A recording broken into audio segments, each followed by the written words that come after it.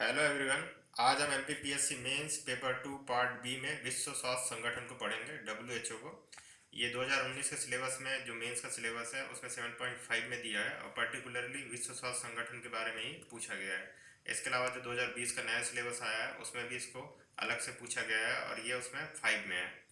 तो इसमें स्वास्थ्य संगठन, जो विश्व स्वास्थ्य संगठन है, उसके बारे में डिटेल्स में पढ़ेंगे। इसके अलावा जानेंगे कि भारत के परिप्रेक्ष्य में इसके कार्य क्या हैं और ये किस तरह से कार्य करती है, और विश्व के स्वास्थ्य के बारे में जो रिपोर्ट बनाती है या फिर जो अभी महामारी आती है उनसे कैसे बचाव करती है और कैसे वहाँ के जो गवर्नमेंट है या सरकार है उसके साथ कैसे सामंजस्य स्थापित करती है, इसकी फंडिंग कैसी होती है, साथ ही साथ इसके यूनाइटेड नेशन के साथ कैसे ऑपरेट होता है, और इसके जो योजनाएं चलाई जाती हैं वो किस पर बेस होती हैं। तो ये सारी बातें हम इसमें डिस्कस करेंगे।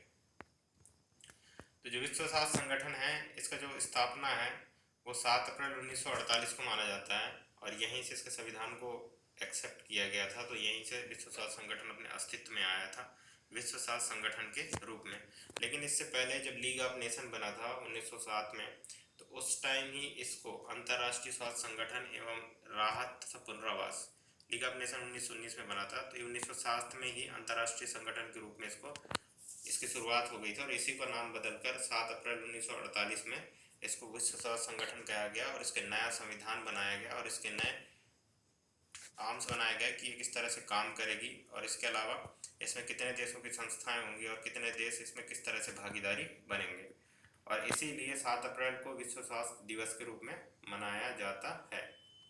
इसका जो संविधान है उसको अपनाया गया था 22 जुलाई 1946 को और 7 अप्रैल 1948 को ये काम करना शुरू किया था और इसी से विश्व स्वास्थ्य संगठन अपने अस्तित्व में आया और अपना कार्य शुरू किया था।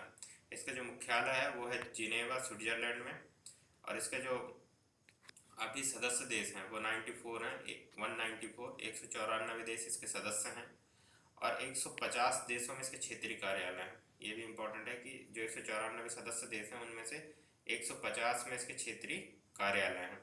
इसके अलावा यह एक अंतर सरकारी संगठन है, ठीक है, और ये सदस्य देशों के स्वास्थ्य मंत्रालय में सहयोग, मतलब स्वास्थ्य मंत्रालय के सहयोग से काम करती है। और साथ ही साथ ये किस तरह से काम करती थी, वैश्विक स्वास्थ्य मामलों का नेतृत्व एवं अनुसंधान करती है और तकनीकी सहायता प्रोवाइड कराती है किसको, स्वास्थ्य संबंधी निगरानी एवं मुख्यालय को। इसके अलावा इसके जो अभी वर्तमान में हेड हैं वो हैं टेड्रो एडम्स, और अभी जब कोरोना इसका चल रहा है तो काफ़ी ज़्यादा विवादित भी हुआ था डब्ल्यूएचओ अपने काम को लेकर कि इन्होंने जो पैंडेमिक कोरोना है कोविड-19 उसको पैंडेमिक घोषित करने में बहुत टाइम लिया, तो इसमें अमेरिका ने काफ़ी विरोध किया और इसकी जो फंडिंग है वो अभी रोक दी गई है। तो इस बार 100% चांस है कि डब्ल्यूएचओ से क्वेश्चन जरूर बनेंगे, वो चाहे फर्स्ट पेपर में बने या सेकंड में बने या थर्ड में बने, क्योंकि डब्ल्यूएचओ तीनों पेपरों में अंतर्राष्ट्रीय संगठन के रूप में पूछा जाता है। और जो सेकंड पेपर का पार्ट भी है उसमें तो अलग से ही, मतलब सिर्फ विश्व स्वास्थ्य संगठन को ही पूछा गया है। तो जो अगला है वो है उद्देश्य, कि विश्व स्वास्थ्य संगठन किस उद्देश्य से बनाया गया था। तो उस टाइम क्या है, बहुत ज़्यादा युद्ध चलती थी। जो फर्स्ट वर्ल्ड वार हुआ या सेकेंड वर्ल्ड वार हुआ, तो युद्ध से जो जो लोग विस्थापित होते थे, इसके अलावा जो सैनिक होते थे, घायल होते थे, युद्ध बंदी होते थे, उनको स्वास्थ्य सेवाएं नहीं मिल पाती थी क्योंकि अलग अलग देशों में अलग अलग स्वास्थ्य सुविधाएं होती थी। और विकसित देश हैं तो बहुत ज़्यादा स्वास्थ्य सेवाओं पे काम कर भी लेते थे, लेकिन जो अविकसित या विकासशील देश थे उन पे स्वास्थ्य सेवाओं की कमी को देखते हुए इस संस्था के बारे में सोचा गया था कि एक ऐसी संस्था हो, सेंट्रलाइज संस्था हो, जैसे कि संयुक्त राष्ट्र संघ है, तो वैसे ही स्वास्थ्य के क्षेत्र में भी एक ऐसी संस्था हो जो पूरे देश के स्वास्थ्य सेवाओं और स्वास्थ्य के बारे में जानकारी रखे और सभी के स्वास्थ्य के लिए कार्य करे। और इस तरह विश्व स्वास्थ्य संगठन जो था वो अस्तित्व में आया और इसके बारे में सोचा गया। तो इसके जो मुख्य उद्देश्य हैं वो है विश्व के समस्त लोगों के लिए स्वास्थ्य के उच्चतम संभव स्तर को प्राप्त करना।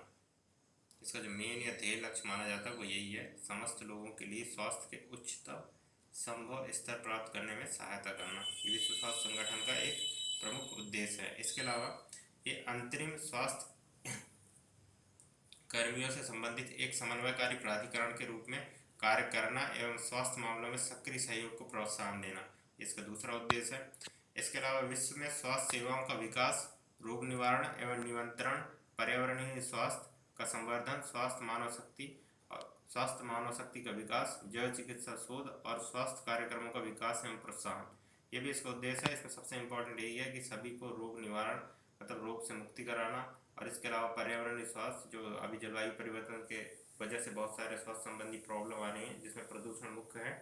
इसके अलावा स्वस्थ मानव शक्ति का विकास करना ताकि देश के विकास में या देश की जो आर्थिक विकास है उसमें मदद मिल सके, और स्वस्थ मानव शक्ति होने से एक देश बहुत जल्दी विकासशील बन सकता है और विकसित बन सकता है। तो जैव चिकित्सा के क्षेत्र में भी शोध, जो नए नए शोध होते हैं उन पर शोध पर भी ये पैसा लगाएगी और उनका सहयोग करेगी, और स्वास्थ्य कार्यक्रमों को विकास करेगी और उसको प्रोत्साहन भी करेगी। साथ ही ऐसी संस्थाओं का भी सहयोग करेगी जो कि स्वास्थ्य कार्यक्रमों के लिए कार्य कर रही है या स्वास्थ्य के लिए कार्य कर रही है किसी विशेष क्षेत्र में या पूरे विश्व में, तो उनके साथ भी एक समन्वयकारी सहयोग करेगी और उनके साथ मिलकर नए नए जो शोध हैं तथा ऐसे कई बीमारियां हैं जिनकी वजह से देश में या फिर विश्व में बहुत ज़्यादा मृत्यु होती हैं या मानव संसाधन में बहुत ज़्यादा इनका इफेक्ट पड़ता है, तो उनके बारे में भी विश्व स्वास्थ्य संगठन ध्यान देगी और कार्य करेगी।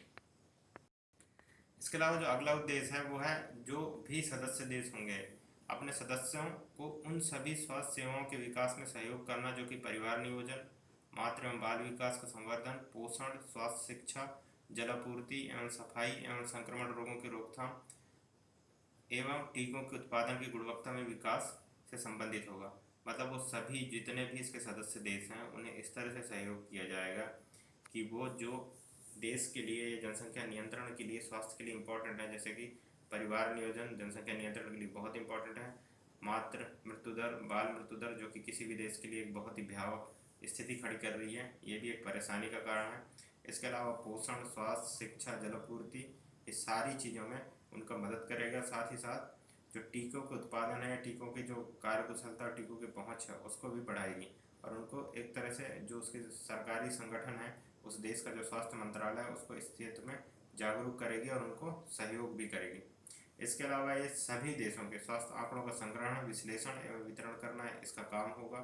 रोगों के लक्षणों एवं बीमारियों तथा उपचारों के संबंध में तुलनात्मक अध्ययन करना है। ये सभी विकसित, अविकसित और विकासशील जितने भी देश हैं सभी के स्वास्थ्य आंकड़ों का विश्लेषण करेगी, उनके बारे में एक रिपोर्ट भी जारी करेगी और उनको बताएगी कि आपके स्वास्थ्य सुविधाओं में किन चीज़ों की कमी है और आप कैसे अपने स्वास्थ्य सुविधाओं को बेहतर कर सकते हैं। तो ये इसके प्रमुख उद्देश्य हैं। एक बार मैं फिर से बता देता हूँ। तो जो इसका प्रमुख पहला उद्देश्य है वो है समस्त लोगों के लिए स्वास्थ्य के उच्चतम संभव स्तर को प्राप्त करना। ये इंपॉर्टेंट है, पहला पॉइंट जो मैंने बताया था। इसके अलावा अंतरिम स्वास्थ्य कार्यों से संबंधित एक समन्वयकारी प्राधिकरण के रूप में कार्य करना एवं स्वास्थ्य मामलों में सक्रिय सहयोग को प्रोत्साहित करना। इसके अलावा विश्व में स्वास्थ्य सेवाओं का विकास, रोग निवारण, नियंत्रण, पर्यावरणीय स्वास्थ्य संवर्धन, स्वास्थ्य मानव शक्ति का विकास, जैव चिकित्सा शोध एवं स्वास्थ्य कार्यक्रमों का विकास एवं प्रोत्साहन, ये भी इसका उद्देश्य है। इसके अलावा जो भी देश स्वास्थ्य सुविधाओं में अपने विकास करेगी और जो बेहतर स्वास्थ्य सुविधाओं के लिए कार्य करेगी उन्हें सहयोग करेगी, जैसे कि परिवार नियोजन, मातृ एवं बाल विकास, संवर्धन, पोषण, स्वास्थ्य, शिक्षा और जलापूर्ति, इनके बारे में अगर कार्य करेगी तो विश्व स्वास्थ्य संगठन का सहयोग करेगा। इसके अलावा जो इसका मुख्य उद्देश्य है वो सभी देशों के डाटा को कलेक्ट करना, जो स्वास्थ्य के जो डाटा हैं उन्हें कलेक्ट करना और उनका विश्लेषण करना, उनका मूल्यांकन करना और तुलनात्मक अध्ययन करके उसको जारी करना, ताकि एक देश दूसरे देश के बारे में जान सके और स्वास्थ्य सुविधाओं को बेहतर बनाया जा सके। अब विश्व स्वास्थ्य संगठन की संरचना कैसी है, क्योंकि संरचना के हिसाब से ही जान सकेंगे कि ये कैसे कार्य करती है और इस पर किस किस चीज़ों का हस्तक्षेप होता है या किस किस चीज़ों का प्रभाव होता है। जो इसका संरचना है उसके 4 पार्ट हैं। एक है विश्व स्वास्थ्य सभा, कार्यकारी बोर्ड, सचिवालय, क्षेत्रीय समितियाँ, ये 4 इसके अंग हैं। ये चारों अंग मिलकर और इन्हीं चारों अंगों के माध्यम से WHO अपना कार्य संचालन करती है। तो उसमें सबसे पहले है विश्व स्वास्थ्य सभा। जो विश्व स्वास्थ्य सभा है वह विश्व स्वास्थ्य संगठन की सबसे बड़ी इकाई है। ये संस्था है जो प्रत्येक देश के प्रतिनिधित्वों से मिलकर बनी है। इनमें से प्रत्येक देश 3 सदस्यों के प्रतिनिधिमंडल भेज सकता है और अधिकतम 3 सदस्य ही होंगे, ठीक है। और सबसे जो बेहतरीन चीज़ इसमें यह है कि इन तीनों में से उसी व्यक्ति को उस प्रतिनिधि का हेड चुना जाएगा जो योग्य होगा, क्योंकि वही प्रतिनिधि अपने देश के स्वास्थ्य सुविधाओं के बारे में जानकारी रखेगा और उन स्वास्थ्य सुविधाओं को जो भी कमियां हैं या जो भी डाटा है उसका एनालिसिस करके विश्व स्वास्थ्य संगठन के पास रखेगी। सभा की जो बैठक है वो नियमित या वार्षिक दो टाइप से हो सकती है, या फिर दो प्रकार, मतलब दो सत्रों में, कभी कभी दो सत्रों में इसकी बैठक संपन्न होती है। तो ये विश्व स्वास्थ्य सभा की सबसे इम्पोर्टेंट काम है। आपको एक चीज़ याद रखना है कि प्रत्येक देश से 3 मेंबर अलाउ करता है, उसमें से उसी मेंबर को चुना जाता है उस देश का प्रतिनिधि जो कि योग्य हो, जो स्वास्थ्य सुविधाओं की जानकारी रखता हो या स्वास्थ्य के क्षेत्र में कार्य किया हो। इसका जो वार्षिक सत्र है वो 2 सत्रों में भी, या एक वार्षिक सत्र तो होता ही है, इसके अलावा 2 अलग अलग सत्रों में भी ये संपन्न होता है। तो यह है विश्व स्वास्थ्य सभा। अब विश्व स्वास्थ्य सभा के कार्य क्या हैं, कि ये जो विश्व स्वास्थ्य सभा बनी उसमें सारे देशों के 3-3 सदस्यों ने अपनी मेंबरशिप रखी, प्रतिनिधित्व रखी। अब वो किस चीज़ के लिए काम करेंगे, किस बारे में डिस्कस करेंगे। तो जो स्वास्थ्य सभा है वो WHO की नीतियों का निर्धारण करता है कि आगे क्या कार्य करना है, किन देशों में फोकस करना है, किन बीमारियों के लिए नई योजना तैयार करना है, और किस देश में किस तरह की परिस्थितियाँ हैं, और विकासशील और विकसित देशों में किस तरह की ड्रग सप्लाई करनी है। ये सारी चीज़ों का डिस्कस, मतलब निर्धारण कौन करेगा, स्वास्थ्य सभा करेगा। ठीक है। ये संगठन की वित्तीय नीतियों की निगरानी करती है एवं बजट की समीक्षा तथा अनुमोदन करता है। जो भी वित्तीय अनुदान इस संगठन को प्राप्त होते हैं, इसके अलावा जितने भी इसके खर्चे हैं या आगे जो भी इसका इन्वेस्टमेंट होगा, या जिस क्षेत्र में ये कार्य करेगी, चाहे वो शोध हो, चाहे परीक्षण हो, चाहे फिर महामारी से बचाव के कार्य हो, चाहे पोलियो उन्मूलन जैसे कार्यक्रम हो, या फिर ऐसे बहुत सारे कार्यक्रम जो चलाती है, उस पर सभी तरह में ये एक तरह से निर्धारण जो होगा विश्व स्वास्थ्य सभा जो हुई उन्हीं के मंडल के द्वारा तैयार किया जाएगा, और उसी से जो अनुमोदन होगा उसी के हिसाब से विश्व स्वास्थ्य संगठन कार्य करेगी। ये WHO तथा UNO मतलब संयुक्त राष्ट्र संघ के माध्यम से होने वाली किसी भी समझौते के संदर्भ में आर्थिक और सामाजिक परिषद को रिपोर्ट देगी। जितने भी समझौते होगी, जितना भी इसके अंदर पे खर्चा होगा, यह संयुक्त राष्ट्र संघ का एक और अंग है, आर्थिक और सामाजिक परिषद उसको अपना रिपोर्ट सबमिट करेगी कि वो अपने जो धन है या फिर जितने भी उसके पास वित्तीय मदद है या आर्थिक उपलब्धता है, उसको कहाँ पर यूज किया जा रहा है और किन चीज़ों के लिए पैसे खर्च किए जा रहे हैं। तो ये विश्व स्वास्थ्य सभा का सबसे इम्पोर्टेंट कार्य है। सबसे पहले इन पर नीतियों का निर्धारण करेगी, जो पहला कार्य है। दूसरा है वित्तीय नीतियों की निगरानी करेगी, साथ ही इसकी समीक्षा और अनुमोदन करेगी। सबसे इम्पोर्टेंट यही है कि वित्तीय नीति जो बनेगी उनका एक तो समीक्षा करेगी, निगरानी करेगी और उसका निर्धारण करेगा, और अनुमोदन भी यहीं से होगा। इसके अलावा जो भी ये कार्य करेगी वो किसको अपना रिपोर्ट देगी, तो ये देगी आर्थिक और सामाजिक परिषद, जो कि संयुक्त राष्ट्र संघ की एक और संस्था है। जो अगला इसका अंग है वो है कार्यकारी बोर्ड। कार्यकारी बोर्ड कुल 32 सदस्य होते हैं, जो कि सरकारी प्रतिनिधित्व के रूप में नहीं बल्कि अपनी व्यक्तिगत क्षमताओं के आधार पर कार्य करते हैं। यही इंपॉर्टेंट है कि ये जो 32 कार्यकारी बोर्ड के सदस्य होंगे उनमें किसी को कोई देश नामित नहीं कर सकता और ना ही किसी को बनाया जा सकता। ये वैसे ही होगा, जो योग्य व्यक्ति होगा वही इसमें शामिल होगा। इस बोर्ड की वर्ष में 2 बार बैठक होती है, जिसमें सभा का एजेंडा तैयार किया जाता है, वह सभा के निर्णयों के क्रियान्वयन का निगरानी किया जाता है। कुल मिला के जो ये सभा होता है वो पूरा का पूरा बैठक का निर्धारण करता है, समय से लेके वित्तीय उपलब्धता से लेके और निगरानी से लेके रिपोर्ट से लेके और एनालिसिस और जो भी डाटा वो संकलन करके बाहर देते हैं विश्व स्वास्थ्य संगठन, उन सब के बारे में जानकारी कौन रखेगा, कार्यकारी बोर्ड। इसके अलावा जब कार्यकारी बोर्ड जब सभा का आयोजन होगा तो उसमें विश्व स्वास्थ्य सभा के सामने अपनी रिपोर्ट रखेगा, संयुक्त राष्ट्र संघ के सामने भी अपना रिपोर्ट रखेगा कि वो किस तरह से पूरे देश के स्वास्थ्य सुविधाओं और स्वास्थ्य सेवाओं को निगरानी कर रही है या देख रही है। अगला जो है वो है सचिवालय। सचिवालय में महानिदेशक और ऐसे तकनीकी और प्रशासनिक कर्मचारी शामिल किए जाते हैं जिनके संगठन के लिए आवश्यक माना जाता है। ये इंपॉर्टेंट है। जो सचिवालय है उसमें एक महानिदेशक तो होता ही है, इसके अलावा उन व्यक्तियों को शामिल किया जाता है जो स्वास्थ्य के क्षेत्र में शोध का कार्य कर रहे हो, जिनको तकनीकी ज्ञान हो, या वो किसी ऐसे प्रोजेक्ट पर काम कर रहे हों जो कि भविष्य में स्वास्थ्य सेवाओं में बहुत ज़्यादा बदलाव लाएगा। साथ ही वो ऐसे देशों पर कार्य कर रहे हैं जहाँ पे स्वास्थ्य सुविधाएं बहुत ज़्यादा कमज़ोर हैं, जिनके स्वास्थ्य सुविधाओं में लगातार सुधार देखी जा रही है। इसके अलावा ऐसे क्षेत्रों में कार्य करने वाली संस्थाएं जो कि स्वास्थ्य सेवाओं पर अच्छी एक्सपीरियंस रखती हों, साथ ही साथ उनका अनुभव बहुत अच्छा हो, उन्हें शामिल किया जाएगा। विश्व स्वास्थ्य सभा द्वारा निर्धारित शर्तों के अनुरूप बोर्ड द्वारा नामांकन के आधार पर विश्व स्वास्थ्य सभा के महानिदेशक की नियुक्ति होती है। ये एक इम्पॉर्टेंट है कि विश्व स्वास्थ्य सभा द्वारा निर्धारित शर्तों, यही शर्त निर्धारित करेंगे कि विश्व स्वास्थ्य संगठन पे कौन शामिल होगा और कौन नहीं होगा। तो ये इसके 4 अंग थे जो कि बहुत ज़्यादा इम्पोर्टेंट थे। ठीक है, तो इसके अलावा जो आगे है वो है क्षेत्रीय समितियां, जो कि बच गया।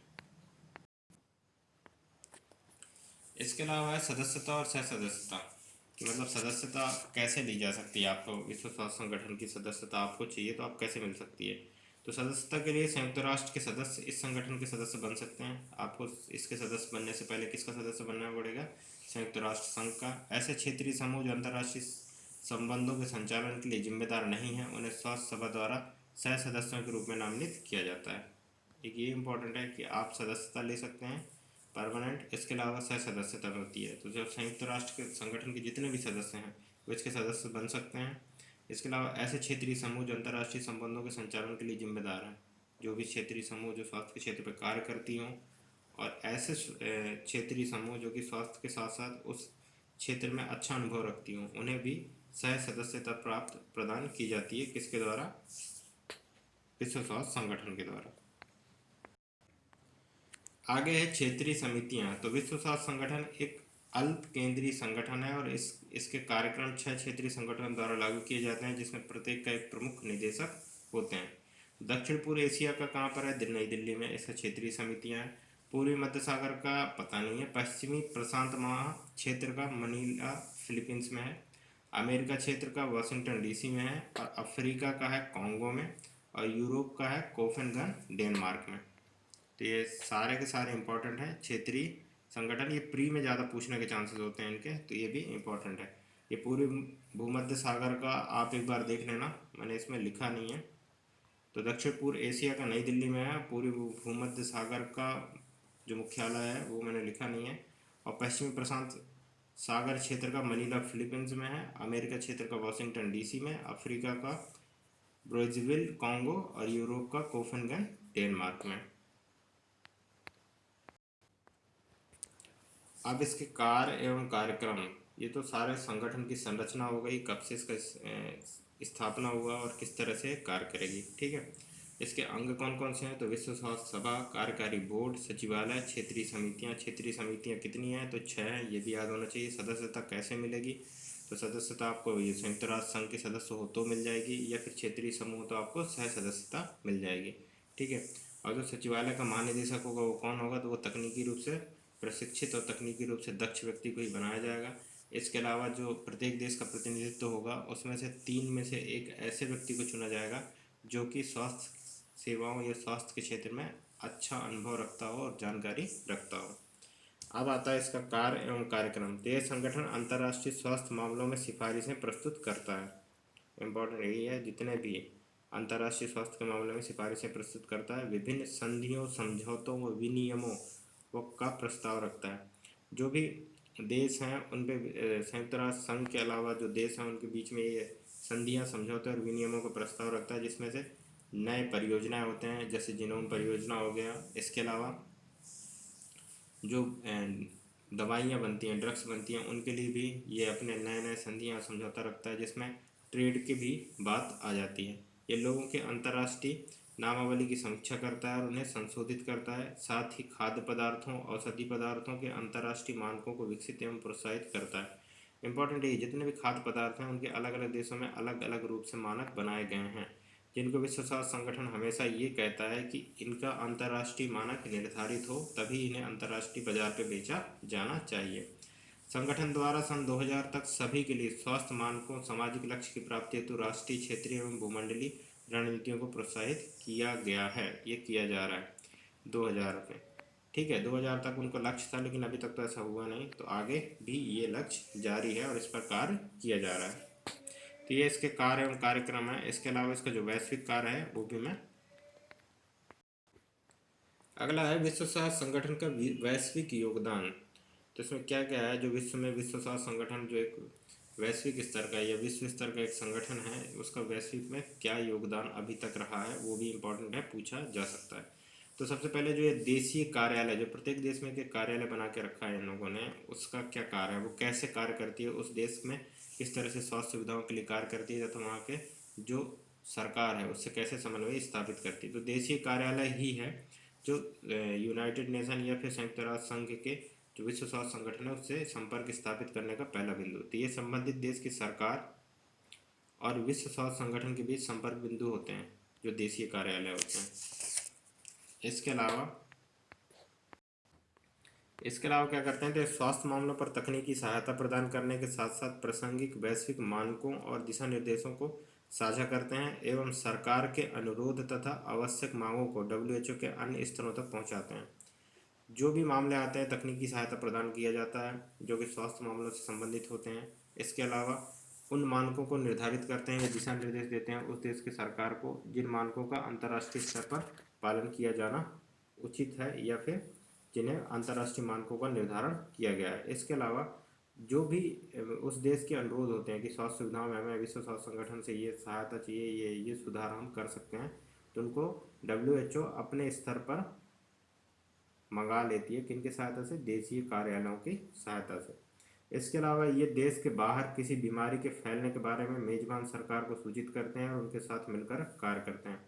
मान लो जिस देश का देशीय कार्यालय है उस देश से बाहर कोई बीमारी या फिर कोई महामारी फैली है तो उसके बारे में सूचित करेंगे, उसके उपचार के बारे में बताया जाएगा और साथ ही साथ संगठन को इसकी जानकारी तो दी ही जाएगी। इसके अलावा वहाँ के जो लोकल गवर्नमेंट है उनसे मिलकर इस पर कार्य किया जाएगा।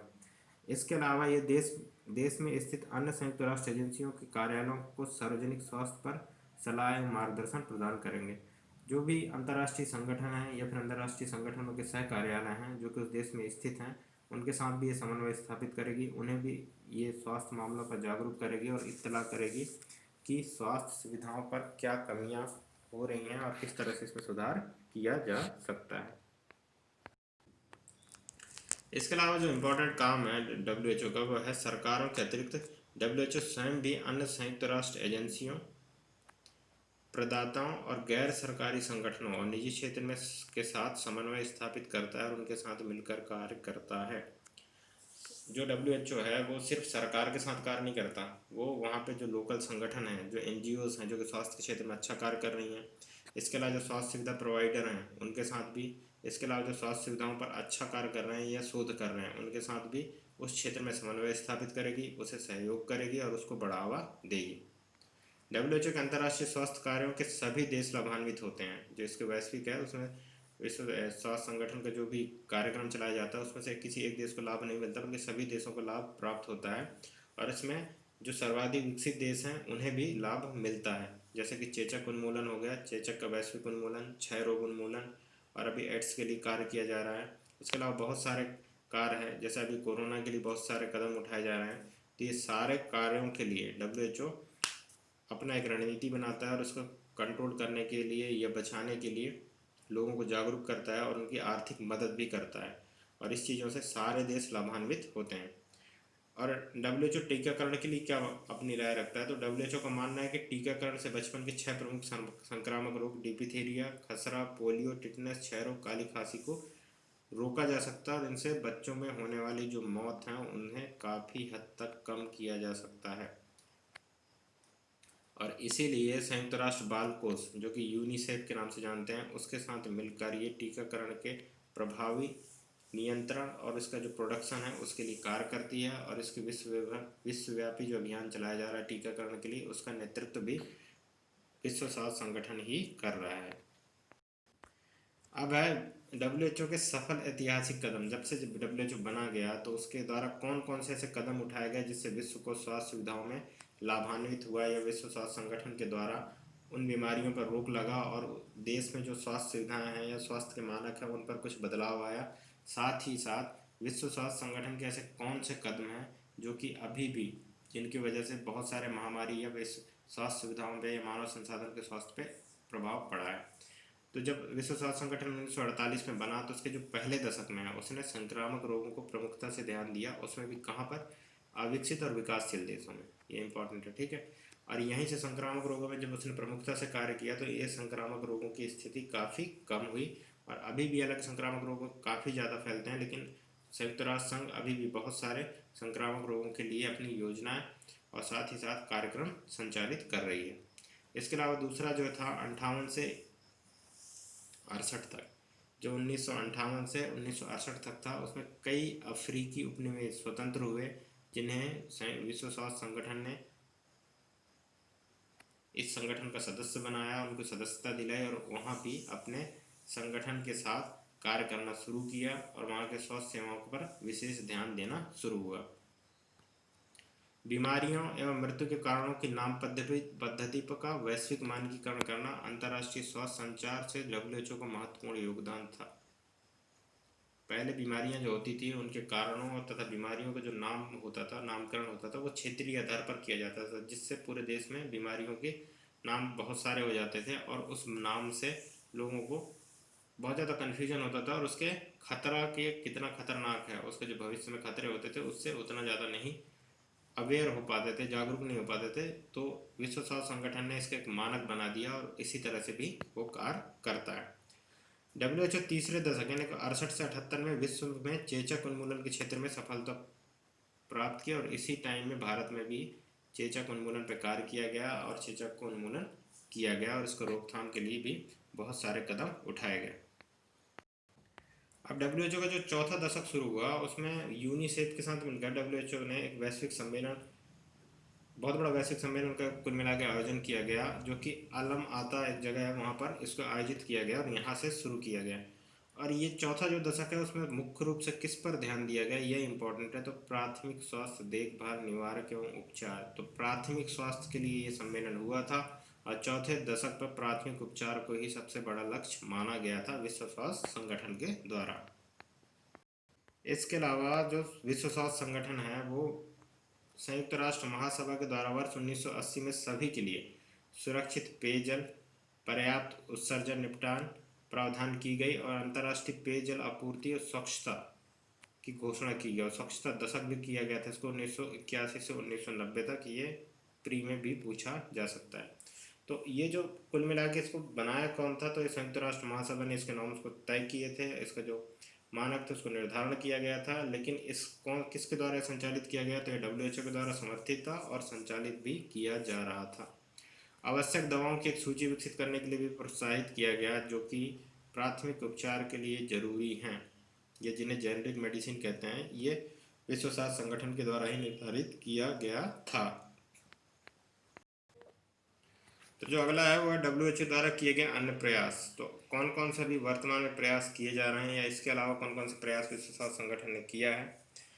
तो जो सबसे पहले है वो है डब्ल्यूएचओ ने कैंसर से निपटने के लिए अपने प्रयासों में वृद्धि की है, जो कि समृद्ध राष्ट्रों की तरह ही जब विकासशील देशों में मौत के आंकड़े कम हो रहे हैं, या मौत के आंकड़ों का जो कारण बन रहा था, वो विश्व स्वास्थ्य संगठन के द्वारा, जो डब्ल्यूएचओ के द्वारा जो कैंसर से निपटने के लिए जो प्रयास किए जा रहे हैं या फिर जो मेडिसिन या शोध के कार्य किए जा रहे हैं, उससे काफ़ी मौत का आंकड़ा कम हुआ है। हालांकि कैंसर के जो मरीज हैं वो विकसित और विकासशील दोनों जगह पर बराबर मिलते हैं। तो दोनों देशों में इनके संख्याओं पर जो पहले जो ग्रोथ था वो अब कम होता दिख रहा है और उनकी संख्याओं में काफ़ी कमी देखने को मिला है। विश्व में सबसे ज़्यादा मौतों के लिए जिम्मेदार कारण कौन सा है, तो पुरुषों में तंबाकू और महिलाओं, मतलब पुरुष और महिला दोनों में होने वाली मौतों का सबसे बड़ा कारण कौन सा है, तंबाकू। तंबाकू का सेवन सबसे बड़ा कारण है मौत का अभी तक विश्व में। तो ये क्या करता है, ये करता है इन मौतों को रोकने के लिए तंबाकू सेवन के प्रति जागरूकता बढ़ाता है और उसके उपयोग और तंबाकू उत्पादन दोनों पर प्रतिबंध लगाने की अपनी प्रयास को जारी रखता है और देश की जनता को और देश की सरकार को इस बारे में इत्तला करता है। एड्स के विश्वव्यापी महामारी ने इस घातक यौन संक्रमित वायरस के प्रसार को रोकने के लिए वैश्विक प्रयोगों के बीच डब्ल्यूएचओ के लिए और भी चुनौती बन गई है। जो एड्स जैसे महामारियां हैं, इसके अलावा एड्स के बहुत दिनों से इस पर शोध चल रहा है, लेकिन अभी तक ये यौन संक्रमण की बीमारी है, इसके अलावा या फिर उसके ब्लड से आप सर्कुलेट होता है, एक दूसरे से ट्रांसमिट होता है। तो ये बीमारी बहुत बड़ा है और इस बीमारी की रोकथाम के लिए लगातार जो है वो एड्स और इसकी महामारी को रोकने के लिए जो लगातार है वो डब्ल्यूएचओ प्रयास कर रही है और इसके सामने बहुत सारी चुनौतियां भी हैं, लेकिन ये इस चीज़ पर कायम है कि इसे कम कैसे किया जाए और इसके शोध के लिए लगातार वो अपना नए नए तरीक़ों से और नए नए देशों को इस पर आर्थिक मदद और जो नए नए शोध संस्थान हैं उनके लिए भी कार्य करती है। तो भारत के परिप्रेक्ष्य में देख लेते हैं, भारत और डब्ल्यूएचओ, विश्व स्वास्थ्य संगठन और भारत, ठीक है। तो 12 जनवरी 1948 को डब्ल्यूएचओ का एक सदस्य बना था कौन, भारत, 12 जनवरी 1948 को, ठीक है। WHO का दक्षिण पूर्व एशिया का क्षेत्रीय कार्यालय कहाँ पर है? नई दिल्ली में। अभी मैंने बताया जो 6 क्षेत्रीय कार्यालय हैं उनमें से दक्षिण पूर्व एशिया का क्षेत्रीय कार्यालय कहाँ है? नई दिल्ली में।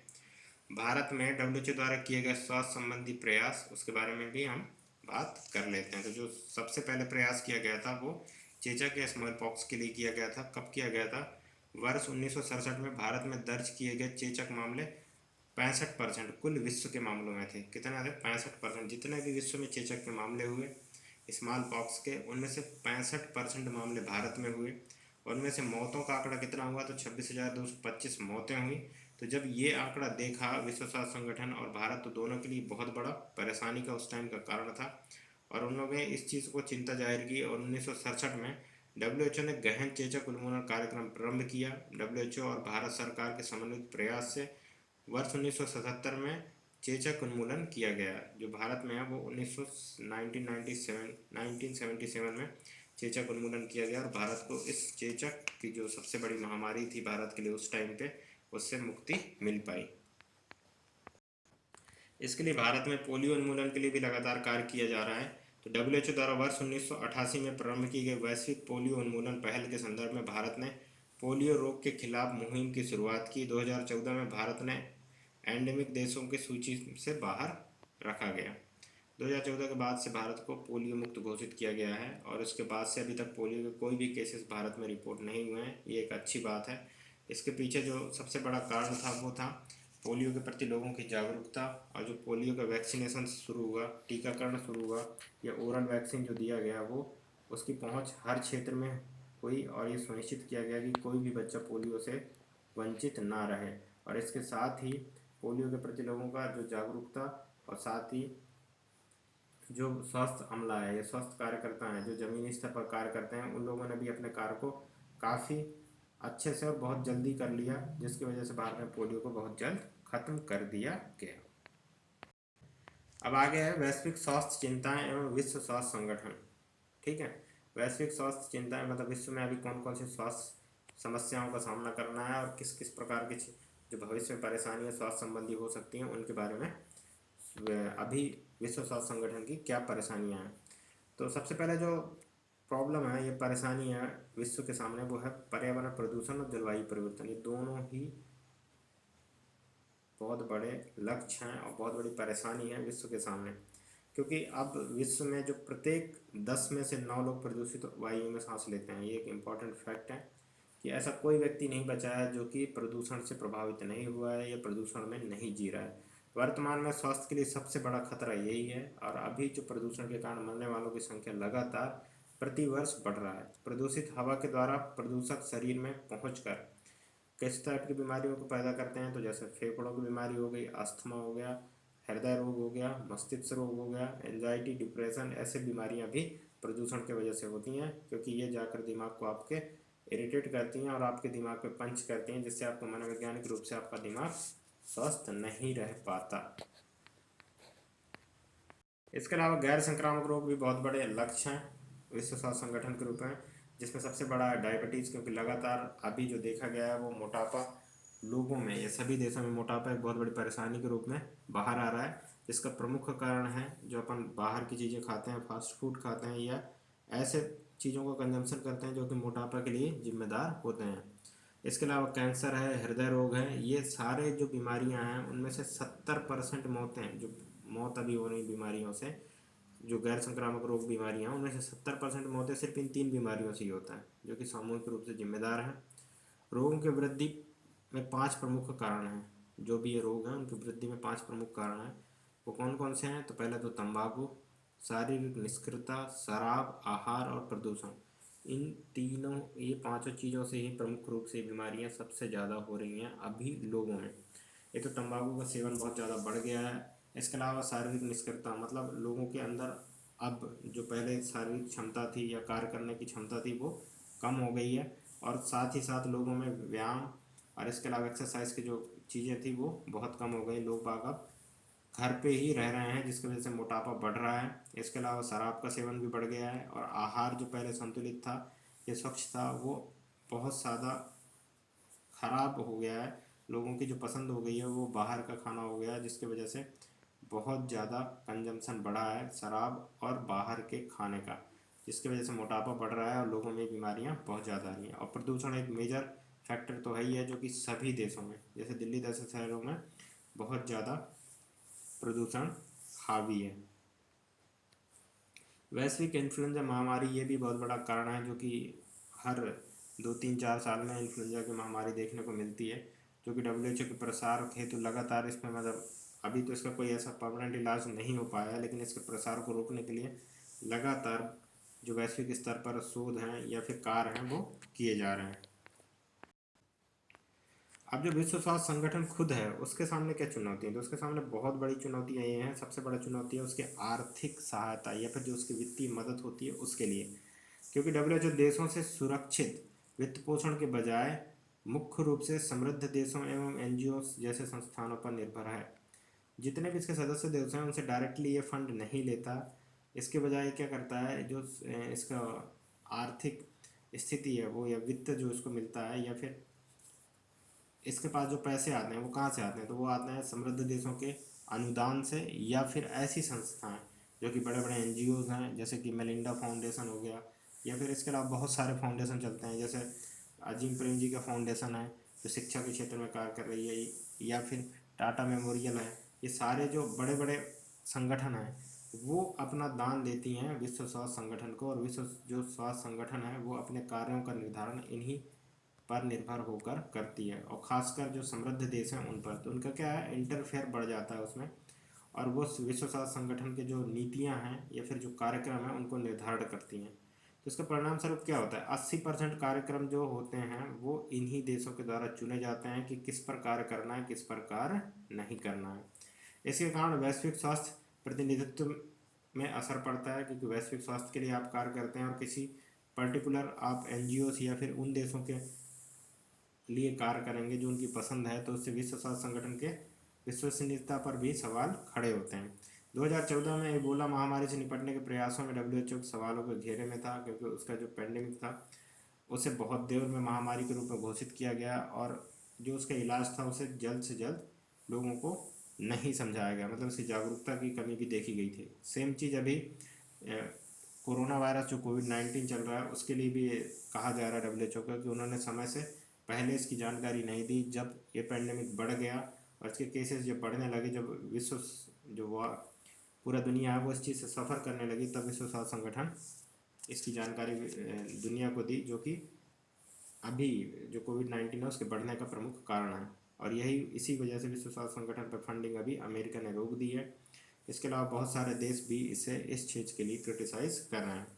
WHO में अपर्याप्त वित्त पोषण योजना कर्मचारी और पदाधिकारियों की कमी भी इसकी प्रमुख चुनौती है। अगर वित्त नहीं होगा, पैसे नहीं होंगे, तो एक इतने बड़े संगठन को चलाने के लिए कैसे चलाएगा विश्व स्वास्थ्य संगठन, कैसे रेगुलेट होगा, तो ये बहुत बड़ी परेशानी है। इसकी वजह से ही उसकी योजनाओं में बहुत ज़्यादा मिस्टेक्स या फिर योजनाओं में बहुत कमियां भी होती हैं कई बार। साथ ही साथ जो कर्मचारी या पदाधिकारियों की नियुक्ति है वो भी विश्व स्वास्थ्य संगठन नहीं कर पा रहा है, और इसी वजह से विश्व स्वास्थ्य संगठन के सामने ये बड़ी चुनौतियों में से एक है। तो ये पूरा विश्व स्वास्थ्य संगठन है। ये प्री में भी इसके क्वेश्चन पूछे जाते हैं, जैसे कि इसका मुख्यालय कहाँ है, विश्व स्वास्थ्य दिवस कब मनाया जाता है, और ये कब इसकी स्थापना कब हुई थी, इसके कितने सदस्य देश हैं, ये बहुत इंपॉर्टेंट है। और आजकल जो ऑप्शनल क्वेश्चन बनते हैं उनमें ये भी पूछा जाता है कि ये एक अंतर सरकारी संगठन है कि नहीं है।